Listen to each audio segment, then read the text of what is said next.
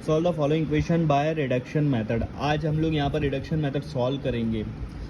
तो देखो यहाँ पर आपको x और y दो ही वेरिएबल, इसका मतलब 2x2 मैट्रिक्स बनेंगी। अगर 3 वेरिएबल होता तो 3x3 मैट्रिक्स बनती थी। थ्री वेरिएबल और 3 इक्वेशन होता तो 3x3 मैट्रिक्स बनती थी। ठीक है, तो यहाँ पर हम लोग इसको सॉल्व करेंगे रिडक्शन मेथड से। कैसे सॉल्व करना है, चलिए बढ़ते आगे, मैं बता रहा हूँ कैसे सॉल्व करना है। ओके, क्या करो, सबसे पहले ये जो है आपका, इसको एक मैट्रिसेस बना लो। ए मैट्रिसेस नाम दे दो, या फिर ए मैट्रिसेस नाम दे दो। उसके अंदर आपको इसको लिखना है एक्स के साथ कौन सा नंबर है, कोई नहीं है मतलब 1 है, यहाँ 1 डाल देंगे। वाई के साथ कुछ नहीं है मतलब 3 है।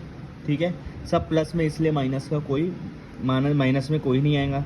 यहाँ नीचे एक्स के साथ 3 है तो उसको यहाँ लिखेंगे, यहाँ वाई के साथ 5 है उसको यहाँ लिखेंगे। ठीक है, अब आप बोलोगे एक्स और वाई कहाँ गया, एक्स और वाई को यहाँ लिखेंगे हम लोग। X Y is equal to के बाद जो मैट्रिसेस है उसको इधर 2 और 4 डाल देंगे। ये सारा हम लोगों ने मैट्रिसेस फॉर्म में लिख दिया। ठीक है, रिडक्शन मेथड में अगर 2x2 मैट्रिसेस तो इससे सिंपल कोई मेथड नहीं होगी। क्यों? क्योंकि यहाँ पर सिर्फ इसको 0 बनाना है। अपर ट्रायंगुलर मैट्रिक्स बनाना है आपको, इसको 0 बनाना है। इसको 0 बना दिया, आपको आंसर आ गया। एकदम सिंपल कंसेप्ट है, एकदम सिंपल कंसेप्ट है। इसको 0 कैसे बनाएंगे, ये तो हमारे पास 3 है, 3 को 0 कैसे बनाएंगे?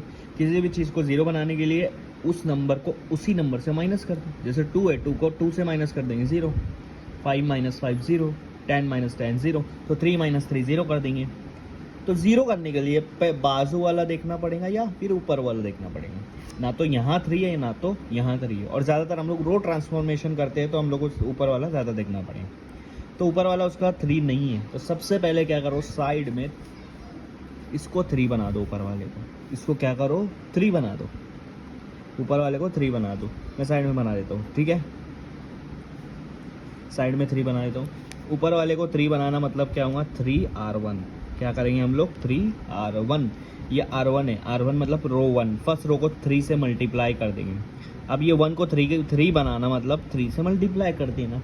इसको 3 बनाना है। अब बाजू वाले को भी वैसे ही करना पड़ेगा, उसको भी 3 से मल्टीप्लाई करेंगे चाहे जो आंसर आए। ठीक है, इसको 3 से मल्टीप्लाई करूँगा तो ये 3 बन जाएगा। यहाँ पर 3 बनाना हमारा मकसद था। ठीक है, इसको 3 से 3 मल्टीप्लाई करेंगे तो ये हमारा 9 बन जाएगा। ये कुछ भी आए इससे कोई लेना देना नहीं। और इज इक्वल टू के बाद ऊपर वाला 2 को 3 से मल्टीप्लाई करेंगे तो ये 6 बन जाएगा। तो आपने ऊपर वाला यहाँ पर रफ पे इसको इस तरह से बना के रखना है।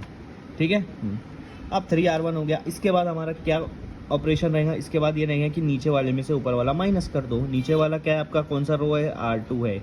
r2 में से किसको माइनस करना है, ऊपर वाले को, 3r1 को। तो ये माइनस लगा दो। ये रो आपको रो ट्रांसफॉर्मेशन यहाँ पर करना है। समझ में आया? अब आपको यहाँ पर माइनस करना है। अब देखो, r1 में कोई चेंज नहीं होगा। चेंज कहाँ होता है, पहले वाले में, या फिर उसको ऐसे भी लिख सकते हो, चेंज कहाँ होगा, रो 2 में। सिर्फ रो 2 में चेंज होगा, रो 1 में कोई चेंज नहीं होगा। ये हम लोग रफ में इस तरफ बाद में कर लेंगे। रफ में हम यहाँ पर चेंज नहीं बताएंगे। ये 1 3 वैसा का वैसा रखो, ये x वैसा का वैसा रखो, यहाँ पर ये 2 वैसा का वैसा रखो। रो 1 में मैंने कोई चेंज नहीं किया। ठीक है, हाँ। अब रो 2 में क्या बोला कि r2 - 3r1।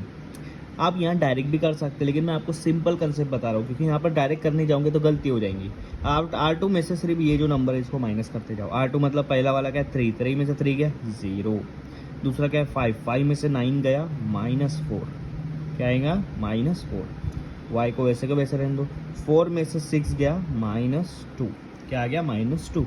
देखो 0 हुआ कि नहीं हुआ, 0 हुआ कि नहीं हुआ। इतना सिंपल कंसेप्ट है, यहाँ तक आ गया आपका आंसर कंप्लीट। मतलब आपको ज़्यादा चीज़ करने की ज़रूरत नहीं है। नीचे क्या करना है, अब आपको यहाँ पर x और y लगा दो जैसे यहाँ पर था। अब इसको मैट्रिक्स से हटा दो। 1x + 3y is equal to, ये आगे लगा दो 2। ये आपकी एक इक्वेशन बन गई, जैसे हम 10th में साइमल्टेनियस इक्वेशन सॉल्व करते थे, सिंपल।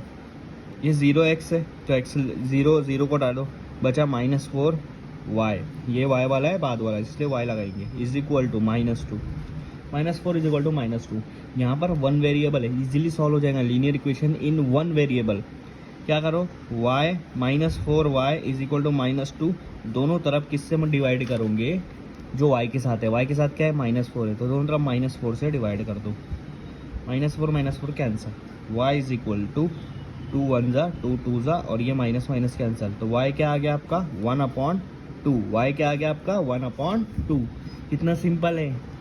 अब आप पहला इक्वेशन लो, x plus 3y is equal to 2, 1x plus 3y लिखो या x प्लस 3y लिखो, एक ही होता है। x plus 3y is equal to 2, यहाँ पर y की वैल्यू जो हमने निकाली है उसको पुट कर दो 1/2 को यहाँ।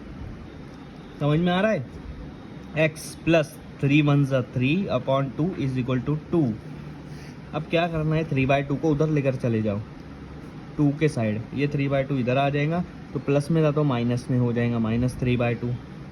क्रॉस मल्टीप्लाई करो, 2 के नीचे कुछ नहीं है मतलब 1 है, क्रॉस मल्टीप्लाई, 2 2 ज़ा 4 माइनस 3 1 ज़ा 3, नीचे 2 1 ज़ा 2, 4 में से 3 गया, कितना बचता है 1 बचता है, और नीचे 2, 4 - 3 1 और ये 2। x की वैल्यू कितनी आई, हाफ, y की वैल्यू कितनी आई, हाफ, तो x is equal to half और y is equal to half. ये हमारा फाइनल आंसर है। इस तरह से इसको सॉल्व करना है।